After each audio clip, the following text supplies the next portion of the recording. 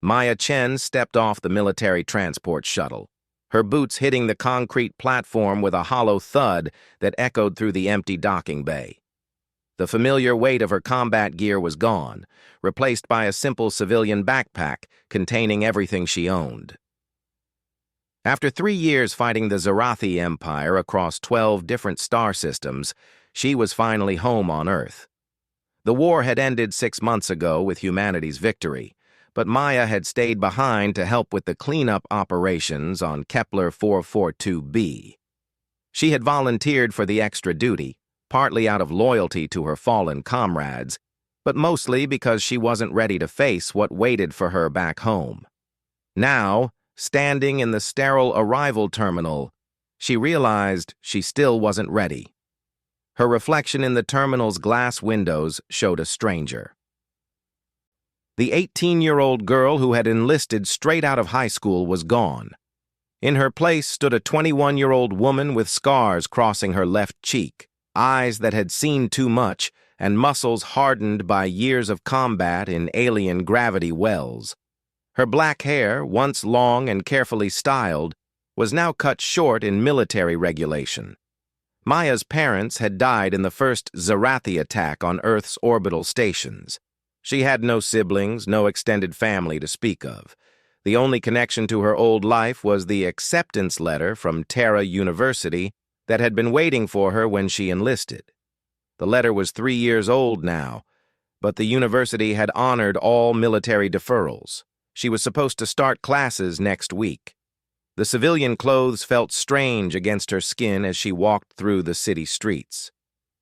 Everything seemed smaller than she remembered, softer somehow. The people around her moved with a casualness that made her nervous. They didn't scan rooftops for snipers or check corners for ambushes. They just walked, talked, laughed, as if death wasn't constantly hunting them. Terra University sprawled across several city blocks, its gleaming towers reaching toward the sky like fingers grasping for the stars. Maya had dreamed of attending this place since she was 12 years old, back when becoming a xenobiologist seemed like the most exciting thing she could imagine.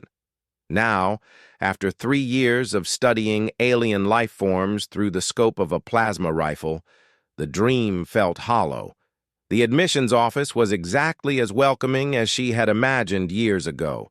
Warm lighting, comfortable chairs, and a smiling receptionist who processed Maya's delayed enrollment with practiced efficiency. The woman's hands were soft and unmarked. Her nails painted a cheerful pink that seemed obscenely bright to Maya's war-adapted eyes. Professor Elena Vasquez, the head of the xenobiology department, greeted Maya personally. She was a woman in her 50s with kind eyes and an enthusiasm that radiated from every gesture. Her office was filled with specimens from dozens of worlds, including several that Maya recognized from her combat deployments. "Ms. Chen, we're absolutely thrilled to have you join us," Professor Vasquez said, gesturing for Maya to sit. "Your military experience will bring a unique perspective to our program. I understand you had direct contact with several alien species during your service." Maya nodded, her throat suddenly dry. "Yes, ma'am. Mostly through combat situations. Of course, but even combat scenarios provide valuable data about alien biology, behavior patterns, environmental adaptations." The professor pulled up Maya's file on her tablet. "I see here that you were present during the Battle of Proxima 7, where we first encountered the Zarathi bioweapons. Your field reports were actually cited in several of our recent papers." The mention of Proxima 7 hit Maya like a physical blow. She could smell the sulfur atmosphere, hear the screams of her squad mates as Zarathi acid spitters dissolved their armor.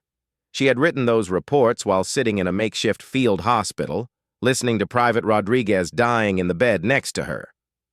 "I'm sure you'll find our curriculum much more peaceful than what you're used to," Professor Vasquez continued, oblivious to Maya's internal struggle. "We focus on understanding alien life through observation and analysis rather than through conflict." Maya forced a smile. That sounds perfect, Professor. I'm looking forward to learning a different approach. The campus tour that followed felt surreal. Students lounged on perfectly manicured lawns, reading books about distant worlds that Maya had actually walked on. They discussed theoretical alien behaviors, while Maya remembered the very real alien claws that had nearly killed her on Vega Prime. Everything here was clean, safe, academic. It should have been everything she wanted. Her dormitory assignment came as another shock. Maya had requested single accommodation, citing her military service, but the housing office had instead placed her with 3 roommates in a quad designed for traditional students. When she opened the door to her new home, she was greeted by an explosion of color and noise that made her instinctively reach for weapons she no longer carried. "Oh my God, you must be Maya." A girl with bright purple hair bounced up from a pile of textbooks scattered across the floor. "I'm Zara, and this is absolutely incredible. When they told us we were getting a war hero as a roommate, I thought they were kidding." 2 other girls emerged from the chaos of moving boxes and decorations. Amy was a tall blonde with perfect teeth and clothes that probably cost more than Maya's monthly military pay had been. Sarah was quieter, with dark skin and intelligent eyes that reminded Maya uncomfortably of her old squad's medic. "We saved you the bed by the window," Amy said, gesturing toward the only bare corner of the room. "We weren't sure what kind of stuff you'd have coming back from space and all." Maya looked at her single backpack, then at the mountains of belongings her roommates had brought. Clothes, electronics, decorations, books, cosmetics, stuffed animals from childhood. 3 years of her life fit into 40 pounds of gear, while these girls needed moving trucks to transport their possessions. "Thanks," Maya managed. "I travel light." The first night was torture. Her roommates stayed up until nearly 3 in the morning, talking and laughing about boys, classes, and social events. Maya lay in her narrow bed, staring at the ceiling and fighting the urge to secure the perimeter. Every sound in the hallway made her tense. Every shadow at the window drew her attention. When she finally fell asleep, the nightmares came immediately. She was back on Kepler 442b, watching Sergeant Kim get torn apart by Zarathi hunters. The alien creatures moved like liquid metal, their razor-sharp appendages slicing through combat armor as if it were paper. Maya's plasma rifle was empty, her backup weapons scattered somewhere in the chaos. Kim was screaming her name, begging for help that Maya couldn't give. Maya woke up swinging, her fist connecting with empty air where an alien attacker should have been. Her roommates were staring at her with wide eyes, their conversation dying instantly. Sweat soaked her sheets, and her heart hammered against her ribs like it was trying to escape. "Bad dream?" Sarah asked quietly. Maya sat up, running shaking hands through her hair. "Something like that." The concerned looks on their faces made her feel exposed, vulnerable in a way that enemy fire never had. These girls couldn't understand what she had seen, what she had done. They lived in a world where the worst thing that could happen was failing a test or getting rejected by a crush. They had no concept of watching friends die, of taking lives to preserve other lives, of the weight that settled into your bones when you realized that survival often came down to luck and nothing else. "Are you okay?" Zara asked, her earlier enthusiasm replaced by genuine worry. Maya forced herself to breathe normally, to push the memories back into the locked box in her mind where they belonged. "I'm fine, just adjusting to civilian life." But she wasn't fine, and they all knew it. The distance between her and her roommates, which had started as a small gap, suddenly felt like a canyon. They were kind girls, probably good friends to each other, but they might as well have been aliens themselves for all that Maya could relate to their world. The next morning brought her first classes, and Maya hoped that academic work might provide the structure and purpose she desperately needed.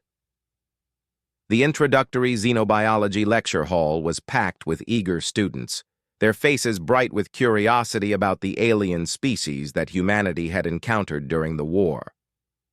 Professor Martinez, a young man with nervous energy and an obvious passion for his subject, began the class with a holographic display of various alien life forms.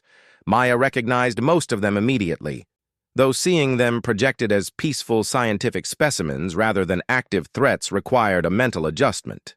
The Zarathi Empire, while ultimately hostile to human expansion, represents one of the most fascinating examples of convergent evolution we've ever encountered, Professor Martinez explained as a detailed image of a Zarathi warrior filled the air above the students' heads. Maya's hands clenched into fists.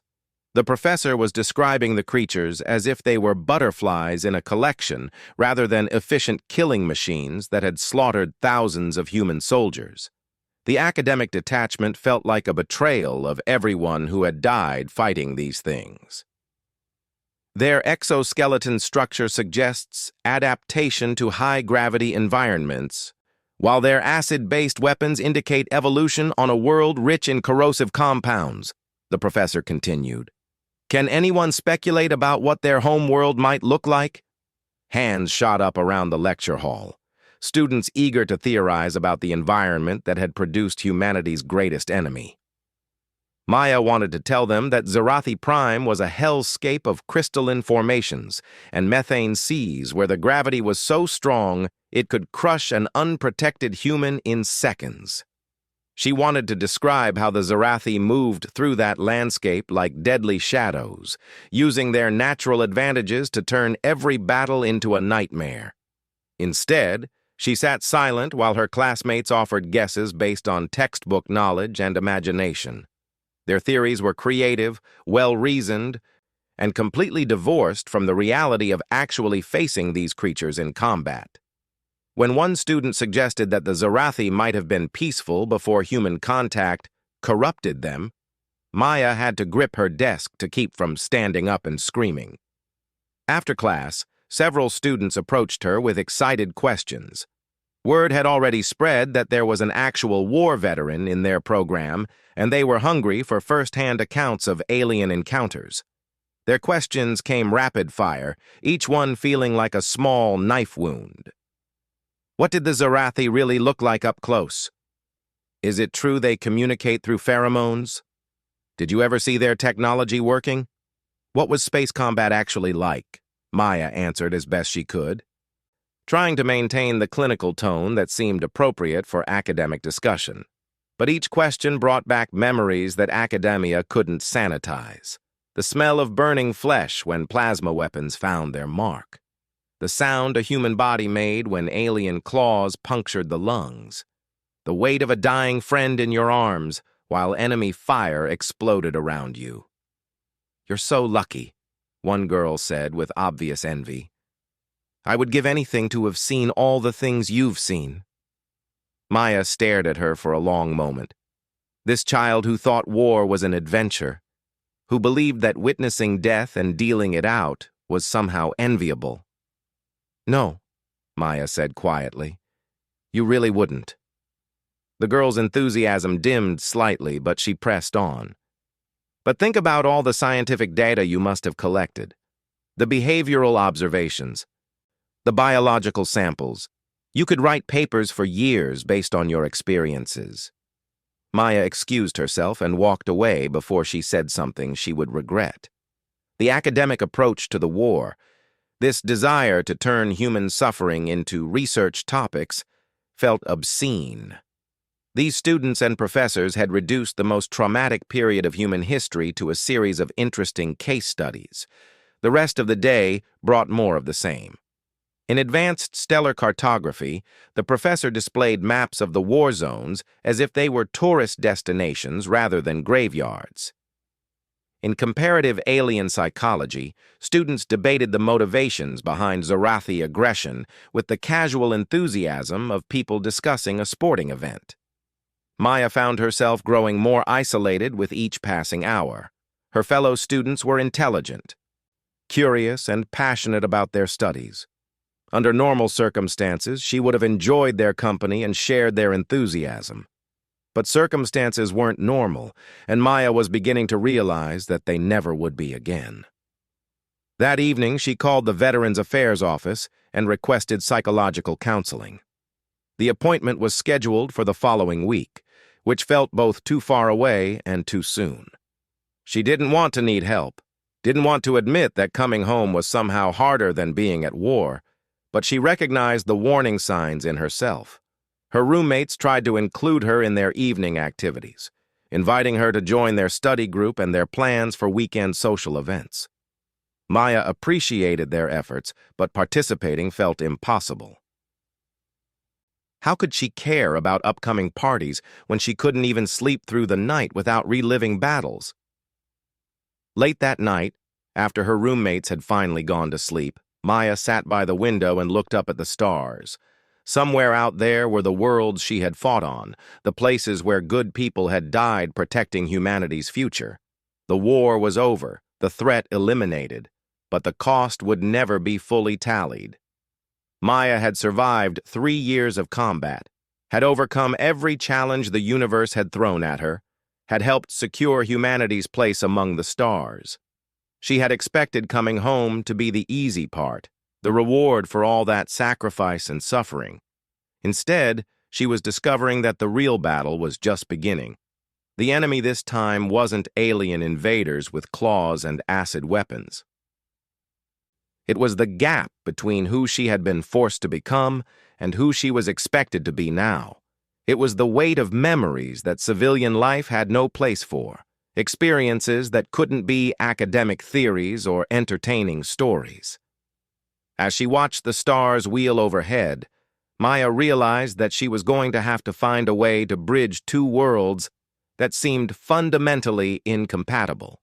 The world of war, where every decision carried life or death consequences, and the world of peace, where the greatest challenges were assignments and social dynamics.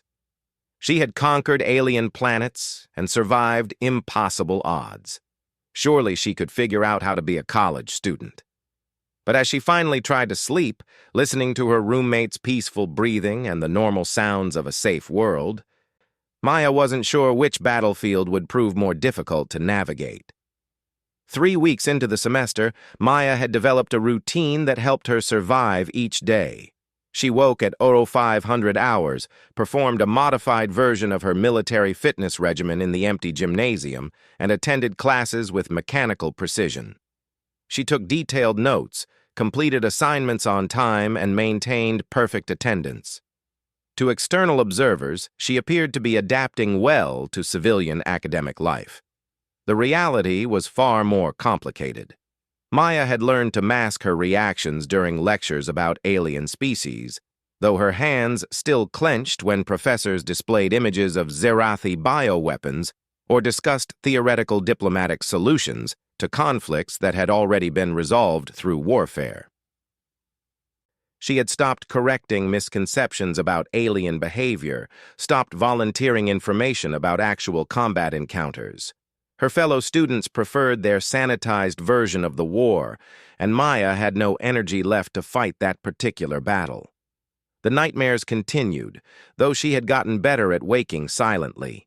Her roommates no longer startled awake to find her sitting bolt upright at 3 in the morning, but Maya suspected they were aware that something was wrong.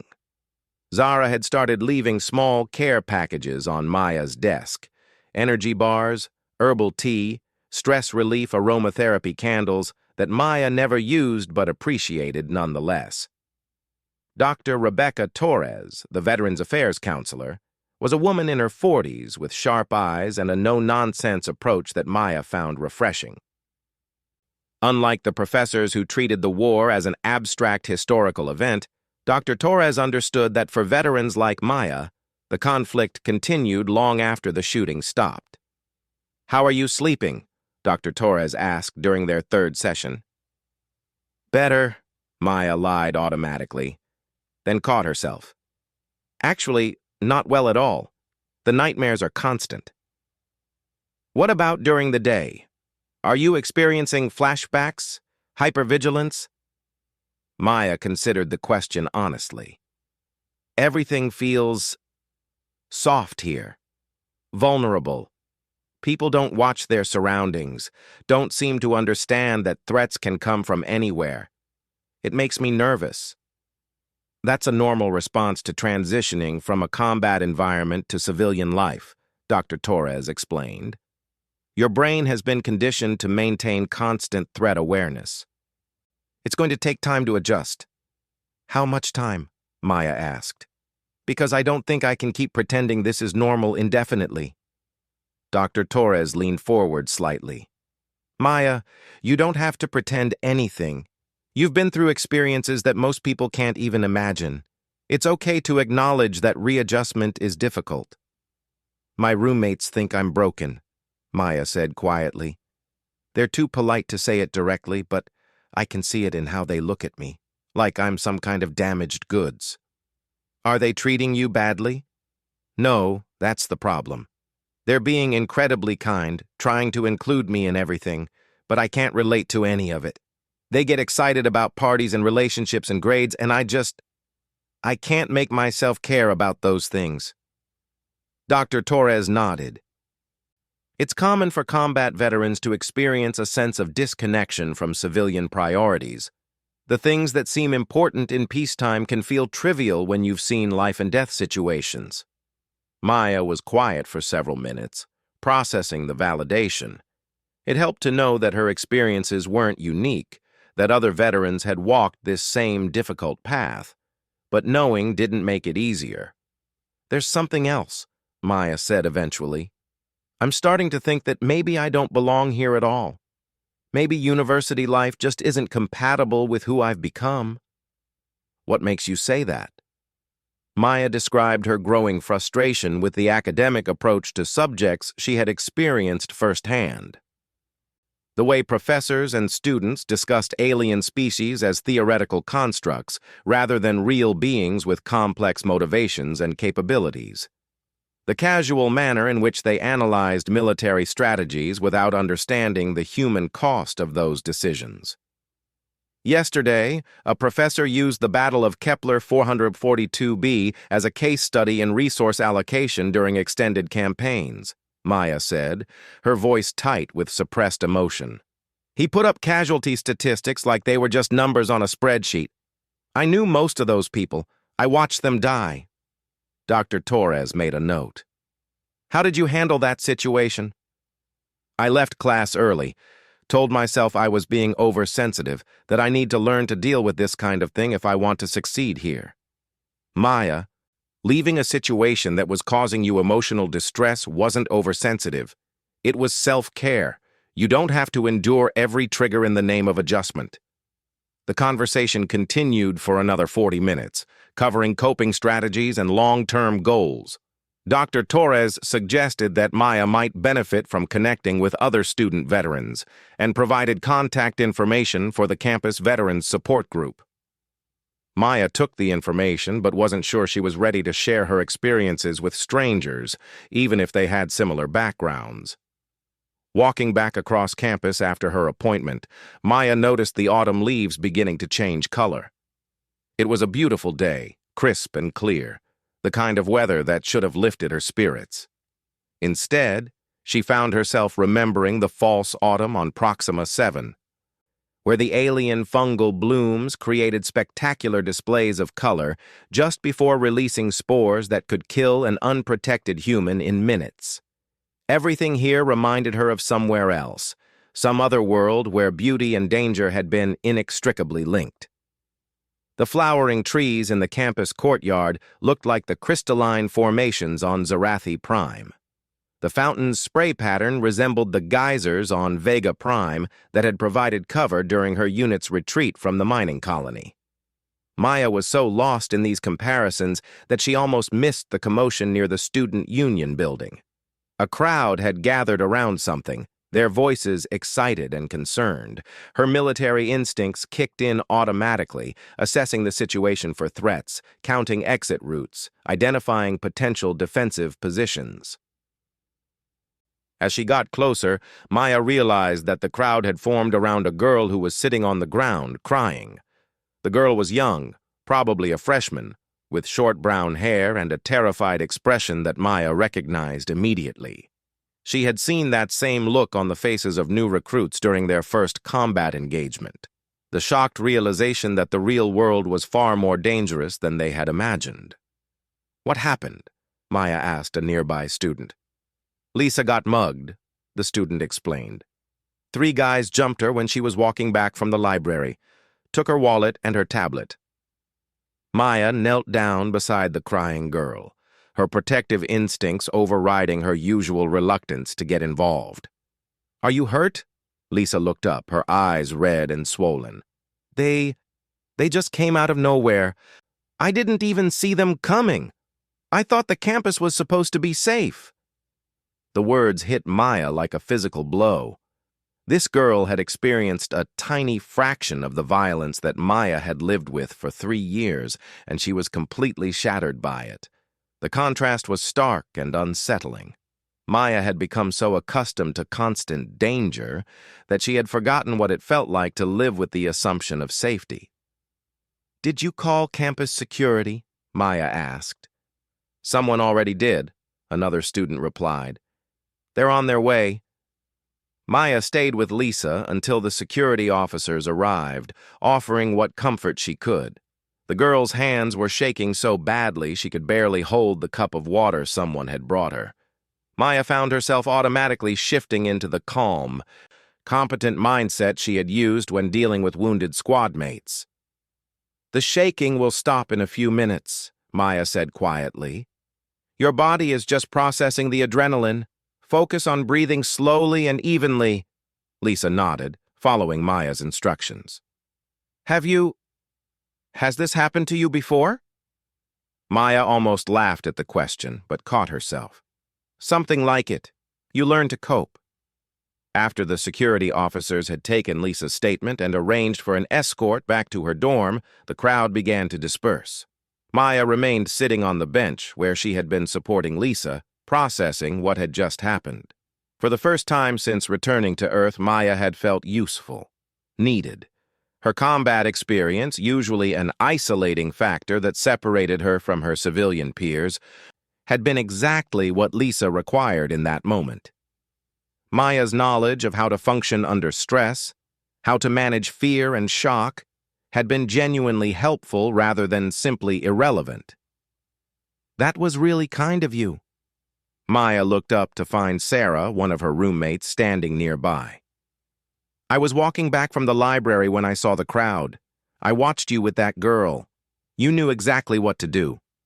Maya shrugged. "Anyone would have helped." "No, that's not true. Most people were just standing around feeling sorry for her. You actually made her feel better." Sarah sat down on the bench beside Maya. "I've been wondering, we've been roommates for 3 weeks, but I feel like I don't know anything about you." "Not really." The conversation that followed was different from any Maya had experienced since returning to campus. Sarah asked direct questions about Maya's military service, but not in the voyeuristic way that other students had. She wanted to understand what the transition to civilian life was like, what challenges Maya was facing, how her roommates could be more supportive. Maya found herself opening up in a way that surprised her. She talked about the disconnection she felt from typical college concerns, the frustration of being treated as either a curiosity or a victim, the exhaustion that came from constantly pretending to be someone she no longer was. "I keep thinking I should be grateful," Maya said. "I survived when a lot of good people didn't. I have opportunities that they'll never get, but instead of feeling grateful, I just feel lost." Sarah listened without offering empty platitudes or trying to minimize Maya's experiences. When Maya finished talking, they sat in comfortable silence for several minutes, watching other students walk by in their safe, predictable world. "You know," Sarah said eventually, "maybe the problem isn't that you don't fit into college life. Maybe the problem is that college life, as it currently exists, doesn't have a place for people like you." Maya turned to look at her roommate, intrigued by the perspective. "What do you mean?" "I mean, Universities are supposed to be places where different kinds of knowledge and experience come together. But from what you've described, it sounds like your professors and classmates are more interested in theoretical understanding than real-world application. They want to study the war, but they don't want to learn from the people who actually fought it. The observation was astute and troubling. Maya had been so focused on her own adaptation that she hadn't considered the possibility that the institution itself might be the problem. So, what am I supposed to do? Drop out and find something else? Maybe, Sarah said. Or maybe you find a way to make your voice heard here. Maybe you stop trying to fit into their version of academic life and start showing them what your version looks like. That evening, Maya attended her first veteran support group meeting. The group met in a small conference room in the Student Services Building and consisted of 8 students who had served in various capacities during the war. Ages ranged from early 20s to mid-30s, representing different branches of service and different combat experiences. The group facilitator was Dr. James Park, a former Marine who had lost his left arm during the siege of Alpha Centauri Station.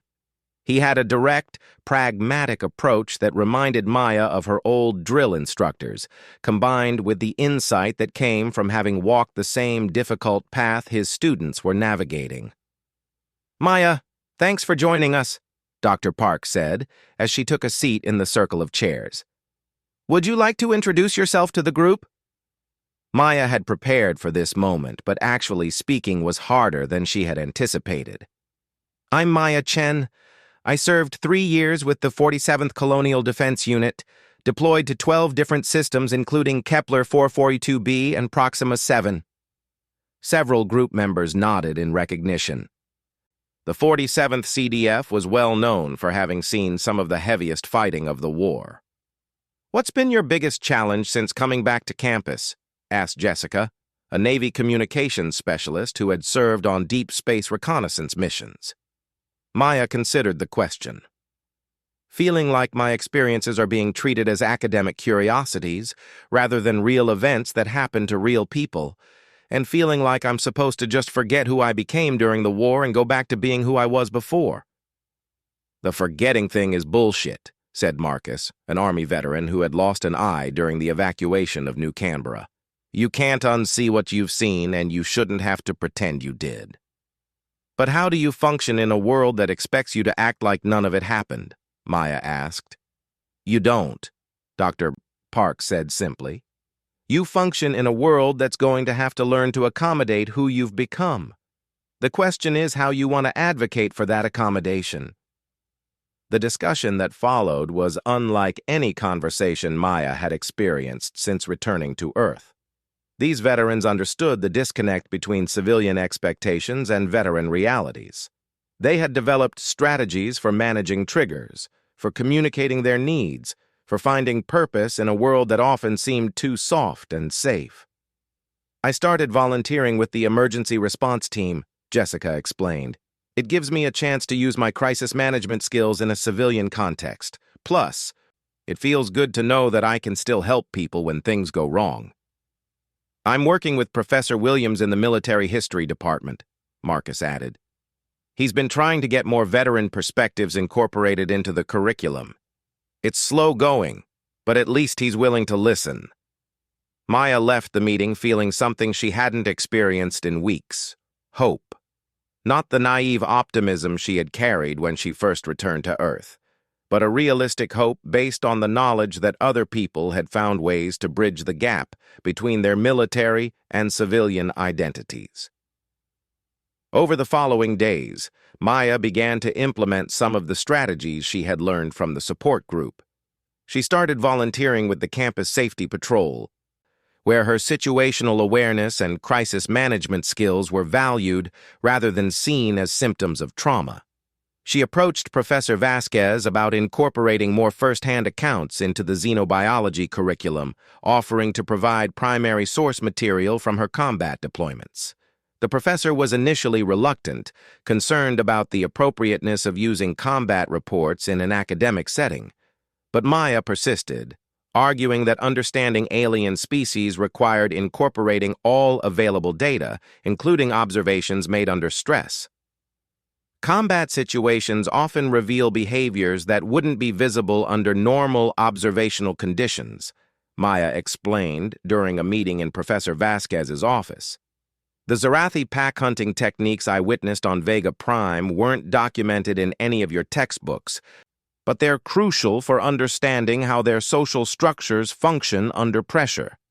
Professor Vasquez was intrigued despite her initial reservations. You would be willing to present this information in a formal academic context? More than willing. I think it would benefit your students to understand that the aliens they're studying aren't just theoretical constructs, they're complex beings with their own agendas and capabilities. The conversation led to an invitation for Maya to guest lecture in the advanced xenobiology course. The prospect was both exciting and terrifying. It would be her first opportunity to share her real experiences with an academic audience to bridge the gap between theoretical knowledge and practical application. Maya spent hours preparing for the lecture, reviewing her field notes and combat reports to extract scientifically relevant information while avoiding graphic details that might traumatize her audience. She wanted to educate, not shock. The night before the lecture, her roommates helped her practice. Zara and Amy asked questions from the perspective of students who had no military background, while Sarah challenged her on academic rigor and scientific methodology. Their support meant more to Maya than she had expected.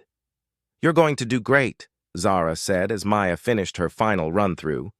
"Those students are lucky to have someone who actually knows what they're talking about." Maya felt a familiar nervousness as she walked to the lecture hall the next morning, but it was different from the anxiety that had plagued her since returning to campus. This was the good kind of nervousness, the kind that came before doing something important and worthwhile. Professor Vasquez introduced her to the class of 30 advanced students, most of whom Maya recognized from previous courses. Their faces showed curiosity mixed with the slightly uncomfortable awareness that they were about to hear from someone who had lived through the events they had only studied. "I want to talk to you today about the gap between theoretical knowledge and practical application," Maya began, clicking to her first slide. "Specifically, about what we can learn from observing alien species under extreme stress conditions that we can't learn from normal behavioral studies." The lecture lasted 90 minutes and covered 3 case studies from Maya's deployment experience. She discussed Zarathi pack hunting behaviors observed during the Battle of Vega Prime, the emergency adaptation strategies she had witnessed among indigenous species during the evacuation of Kepler 442b, and the unexpected cooperative behaviors that emerged between traditionally hostile alien factions when faced with human military pressure. Throughout the presentation, Maya maintained strict academic objectivity, focusing on biological and behavioral data rather than combat narrative. But she could see in her audience's faces that they understood they were receiving information that couldn't be found in any textbook. During the question and answer session that followed, the quality of student inquiries was notably different from previous interactions Maya had experienced. Instead of treating her as a source of war stories or entertainment, her audience engaged with her as a peer researcher who had conducted fieldwork under unique conditions.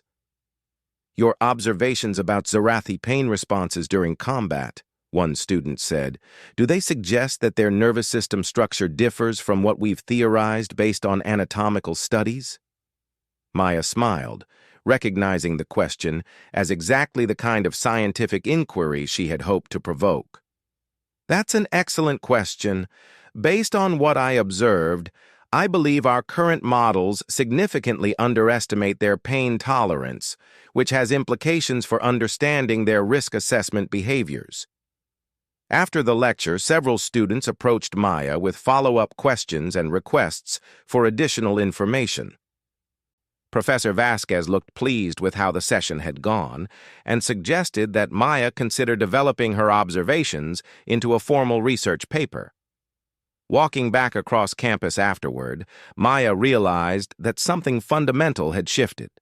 For the first time since returning to Earth, she felt like she had found a way to make her military experience relevant to her civilian life.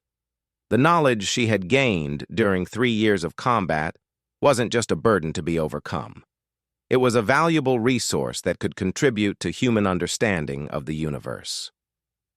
That evening, Maya called Dr. Torres to update her on the day's events. The counselor was enthusiastic about Maya's progress and encouraged her to continue exploring ways to integrate her military and academic identities. "You're finding your voice," Dr. Torres said. "You're learning that you don't have to choose between being a veteran and being a student. You can be both." Maya hung up the phone feeling more optimistic about her future than she had in months. The path forward was still unclear, but for the first time, she could see that there might actually be a path. She didn't have to abandon who she had become in order to build who she wanted to be. Her roommates were waiting when she returned to their dorm room, eager to hear how the lecture had gone. Maya found herself sharing not just the events of the day, but her growing sense of possibility for the future. "I think," Maya said, settling into her desk chair, "I might actually be able to make this work after all." The words felt strange coming out of her mouth, but they also felt true. Maya had spent weeks trying to fit herself into a civilian mold that would never accommodate her military experiences. Now she was beginning to understand that the solution wasn't to change herself, but to change how she engaged with the world around her. It wouldn't be easy. There would still be difficult days, still moments when the gap between her experiences and those of her peers felt unbridgeable. But now Maya had a sense of direction, a way to move forward that honored both where she had been and where she wanted to go. The battle for her civilian life was far from over, but Maya was finally beginning to believe that it was a battle she could win. 6 months after her first lecture, Maya had become something of a campus celebrity, though not in the way she had initially feared.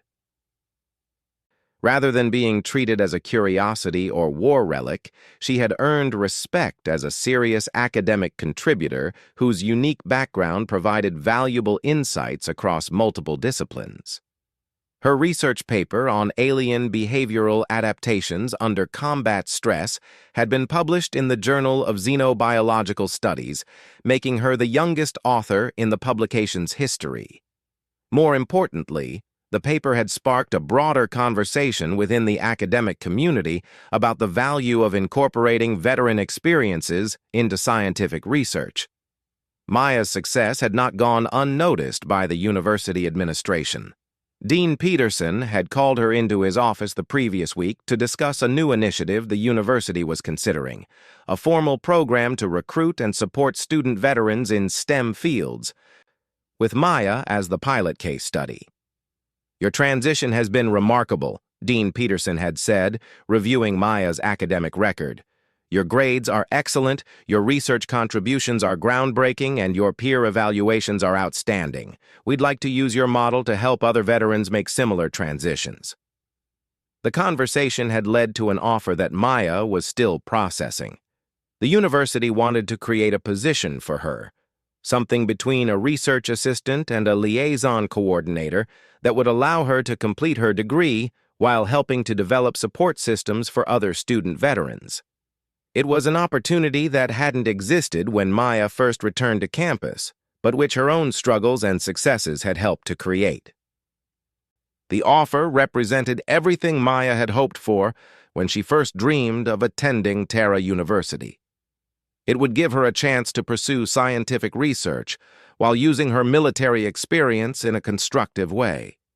It would allow her to help other veterans avoid the isolation and disconnection she had experienced during her first months back. But it also meant committing to remaining on Earth, to building a civilian life rather than returning to the space service as she had sometimes considered. Maya had received multiple offers from various military contractors and exploration companies who were eager to employ veterans with her experience. The choice between academic life and returning to space represented more than just career options.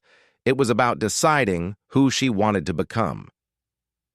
Maya was contemplating these options as she walked across campus toward her afternoon advanced stellar cartography class.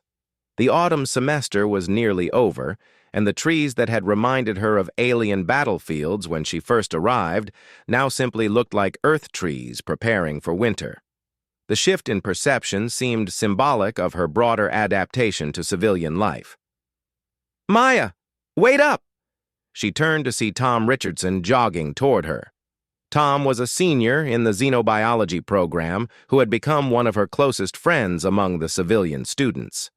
Unlike many of her peers, Tom had never treated Maya's military background as either a fascinating novelty or a source of discomfort. He simply accepted her experiences as part of who she was and engaged with her ideas on their academic merit. "Did you see the news from the outer colonies?" Tom asked, slightly out of breath from running. "There's been some kind of incident on Kepler 438b. The details are still classified, but apparently they're requesting veterans with xenobiological experience for an emergency assessment mission." Maya felt her pulse quicken. Kepler 438b was one of the worlds she had helped secure during the final phase of the war. If there was a biological emergency there, it might be related to lingering effects from Zarathi bioweapons or unexpected interactions between human settlements and indigenous species. "Where did you hear about this?" Maya asked. "Professor Martinez mentioned it during his graduate seminar. He said the colonial administration has been reaching out to universities, looking for people with both scientific training and field experience in dangerous environments." Tom looked at Maya meaningfully. "He specifically asked if I thought you might be interested." The possibility hit Maya like a physical force. This could be exactly the kind of opportunity she had been unconsciously hoping for, a chance to use both her military and academic training in service of something important. It would mean leaving Earth again, returning to the kind of high-stakes environment where her skills were not just relevant, but essential. It would also mean walking away from everything she had built at Terra University, abandoning the civilian life she had worked so hard to create. "What do you think?" Tom asked. "It sounds like exactly the kind of work you were born for." Maya wasn't sure how to answer. 3 months ago, she would have jumped at the opportunity without hesitation, but now the decision felt more complicated.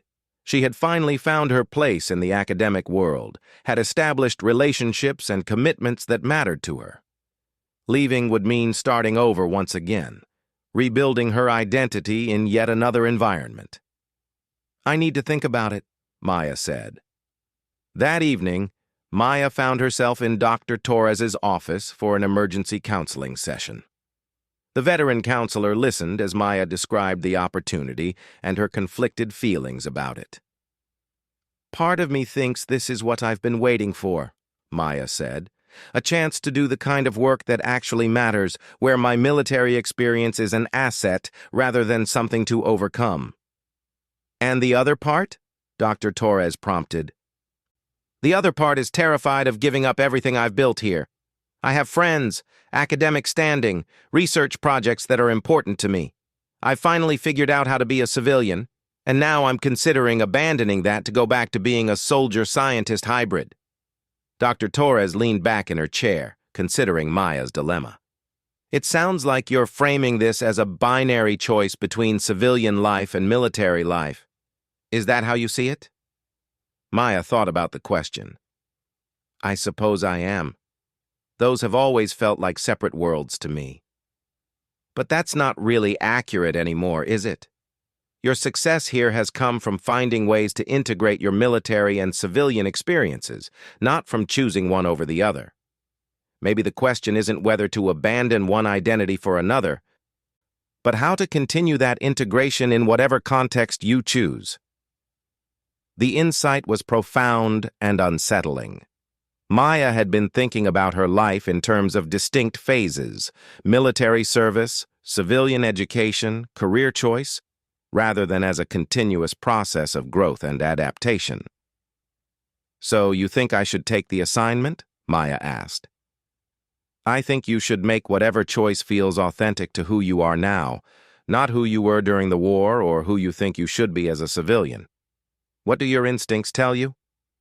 Maya's instincts told her that there were people on Kepler 438b who needed help, and that she had the skills and experience to provide that help. But they also told her that running away from the life she had built on Earth might be a form of self-sabotage, a way of avoiding the continued work of civilian integration. After leaving Dr. Torres's office, Maya walked aimlessly around campus for hours, trying to sort through her feelings. She eventually found herself at the memorial wall, where the names of Terra University students and faculty who had died during the war were engraved in black granite. Maya recognized several names from her military service: researchers who had died during the evacuation of scientific outposts, students who had volunteered for dangerous missions. Standing before the wall, Maya realized that the choice she was facing wasn't really about her own preferences or fears. It was about responsibility. She had survived when others hadn't, had gained knowledge and experience that came at an enormous cost in human lives. The question was how to honor that sacrifice by using what she had learned in service of the greatest good. The next morning, Maya met with Professor Vasquez to discuss the Kepler 438b opportunity. The professor had received a formal request from the colonial administration for Maya's participation in the assessment mission, along with details about what the assignment would involve. "It's a 6-month deployment," Professor Vasquez explained. "You would be working with a joint scientific and military team to investigate biological anomalies that have emerged around several human settlements. The situation appears to be complex, involving potential interactions between Zarathi bioweapons, indigenous species, and human agricultural systems." The technical challenge was exactly the kind of complex problem that Maya found most engaging. It would require her to draw on everything she had learned during her military service and her academic training, operating in an environment where theoretical knowledge and practical application were equally important. "What would happen to my position here if I accepted?" Maya asked. "The university would grant you a leave of absence. Your research projects would be suspended, but your position in the program would be held. Dean Peterson has indicated that your eventual return would be viewed favorably, particularly given the practical experience you would gain." The conversation continued for an hour, covering logistical details and long-term implications. Professor Vasquez made it clear that she supported whatever decision Maya made, but also emphasized the potential value of the mission for Maya's future research interests. "This kind of fieldwork opportunity is extraordinarily rare," the professor said. "The data you could collect, the observations you could make, would be invaluable for understanding the long-term ecological effects of the war. It would establish you as the leading authority on post-conflict xenobiology."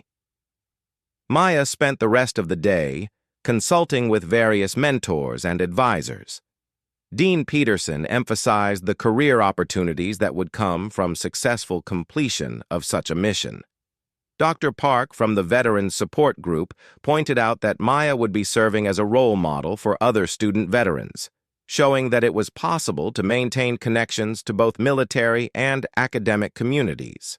Her roommates were less enthusiastic about the possibility of Maya leaving.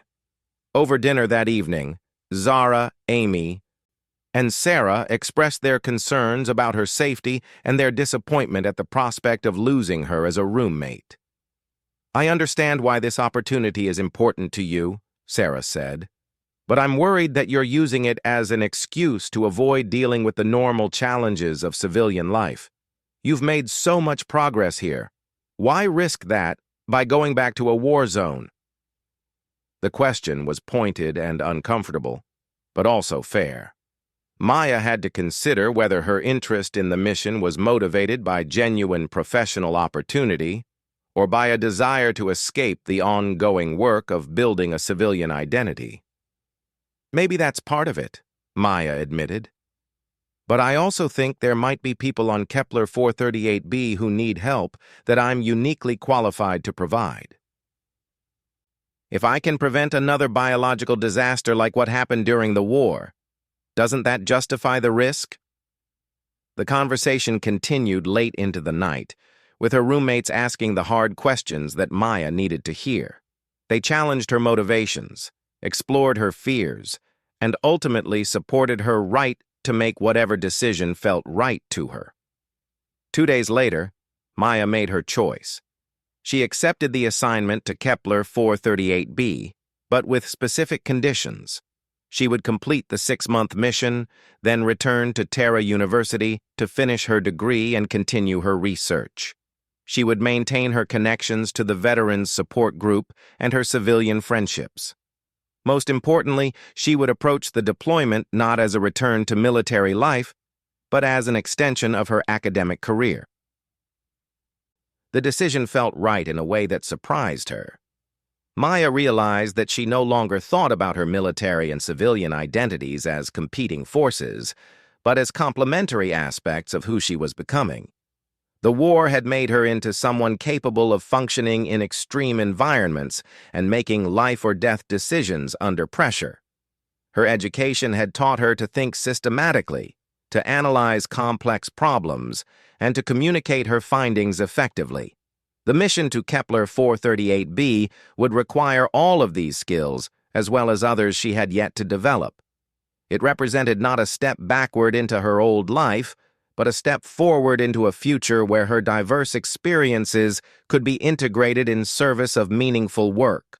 3 weeks later, Maya stood in the same spaceport where she had arrived months earlier, preparing to board another military transport. But everything about the experience was different this time. She was traveling not as a war refugee returning from combat, but as a scientist embarking on a research mission. Her gear included not just personal belongings, but also sophisticated analytical equipment and research protocols she had developed based on her academic work. Her roommates had come to see her off, along with several professors and members of the Veterans Support Group. The send-off was warm and celebratory rather than somber, a recognition that Maya was pursuing an opportunity rather than fleeing from problems. "Don't forget to write," Zara said, hugging Maya tightly, "and make sure you come back. We've got your bed waiting." Professor Vasquez shook Maya's hand formally, but her words were warm. "Bring us back good data, and remember that you're representing not just yourself, but all the student veterans who will follow in your path." As the transport lifted off from Earth's surface, Maya watched the planet fall away below her with none of the desperate relief she had felt during her first departure for military service. This time, Earth looked like home, a place she was leaving temporarily, but would definitely return to. The mission briefing during the flight to Kepler 438b confirmed that the situation was as complex as Maya had expected. The biological anomalies appeared to be the result of unexpected interactions between dormant Zarathi bioweapons, indigenous soil organisms, and human agricultural modifications. The affected areas were expanding rapidly, threatening to contaminate water supplies and food production systems for several colonial settlements. Maya's role would be to lead the biological assessment team, using her combat experience with Zarathi bioweapons and her academic training in xenobiology to develop containment and remediation strategies. It was exactly the kind of interdisciplinary challenge that she had hoped to tackle when she first dreamed of becoming a xenobiologist. Working alongside her would be Dr. Elena Santos, a colonial ecologist, and Captain Marcus Webb, a military environmental specialist. Both had extensive experience with post-war cleanup operations, but neither had Maya's combination of direct combat exposure to Zarathi weapons and formal scientific training. During the briefing sessions, Maya found herself naturally taking on a leadership role. synthesizing information from multiple sources and developing comprehensive analysis frameworks. Her military experience provided context for understanding the weapon's original design parameters, while her academic training helped her identify potential intervention strategies. "Your approach is unlike anything we've seen before," Dr. Santos commented after reviewing Maya's preliminary assessment. "You're thinking about these bioweapons both as military threats and as ecological components. It's exactly the kind of integrated perspective we need." The comment reinforced Maya's growing confidence that she had made the right decision. This mission represented the culmination of everything she had learned during her military service and her academic training. More importantly, it offered the possibility of preventing the kind of biological disasters that had claimed so many lives during the war. Landing on Kepler 438b brought back memories of Maya's previous deployments, but without the fear and hypervigilance that had characterized her combat experiences.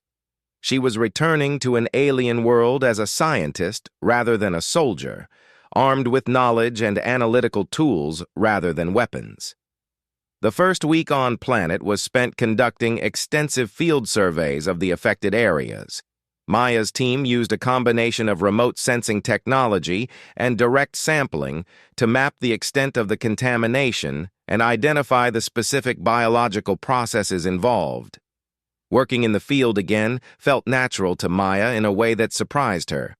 The skills she had developed during her military service, situational awareness, rapid problem-solving, effective communication under stress, proved just as valuable in a scientific context as they had been in combat. "You're the calmest scientist I've ever worked with," Captain Webb observed after Maya had successfully coordinated the collection of samples from a particularly dangerous contaminated zone. "Most researchers get nervous when things don't go according to plan." Maya smiled at the comment. "I spent 3 years learning that plans are just starting points. The important thing is being able to adapt when conditions change." 2 weeks into the mission, Maya's team achieved their first major breakthrough. By combining Maya's knowledge of Zarathi bioweapon activation sequences with Dr. Santos's understanding of indigenous soil chemistry, they identified a potential method for neutralizing the contamination without damaging the existing ecosystem. The discovery required extensive testing and validation, work that would take several more months to complete. But for the first time since arriving on Kepler 438b, Maya could envision a successful resolution to the crisis. More importantly, the collaborative work had confirmed her belief that her future lay not in choosing between military and civilian identities, but in finding ways to integrate them effectively. Her experiences on Kepler 438b were different from both her previous combat deployments and her academic work at Terra University. But they drew on both sets of experiences in meaningful ways. During quiet moments between fieldwork sessions, Maya often thought about the path that had brought her to this point. The frightened young woman who had returned from the war 8 months earlier seemed like a different person, someone who had viewed her military and civilian identities as incompatible rather than complementary. The integration hadn't been easy, and Maya knew that future challenges would require continued adaptation and growth. But she had learned that the goal wasn't to choose between different versions of herself, but to find ways for all parts of her experience to contribute to who she was becoming. Standing under Kepler 438b's alien stars one evening, Maya realized that she had finally found what she had been searching for since returning from the war. Not a way to forget who she had been or to abandon who she had become, but a path forward that honored both her past and her future. The battlefield had made her into someone capable of surviving impossible challenges and making difficult decisions under pressure. Her education had taught her to think systematically and to contribute to human knowledge. The mission to Kepler 438b was showing her how to integrate these abilities in service of work that truly mattered. Maya still had 3 months left on her deployment, followed by her return to Terra University to complete her degree. After that, she could envision multiple possible paths, further research missions, academic positions, government advisory roles, or opportunities that hadn't been invented yet. But for the first time since leaving the military, Maya felt confident that whatever path she chose would be authentically hers. She had learned to be both a veteran and a student, both a warrior and a scientist, both someone shaped by war and someone building peace. The battle for her civilian life had been won not by abandoning her military identity, but by finding a way to integrate it with who she wanted to become. Maya had come back from the battlefield and walked into a different kind of hell, but she had emerged from that hell as someone capable of building bridges between worlds that had seemed forever separate. Standing under alien stars, Maya smiled and began planning her next day's work. There were problems to solve, knowledge to gain, and lives to save. It was exactly the kind of challenge she had been born for, and exactly the kind of future she was ready to build.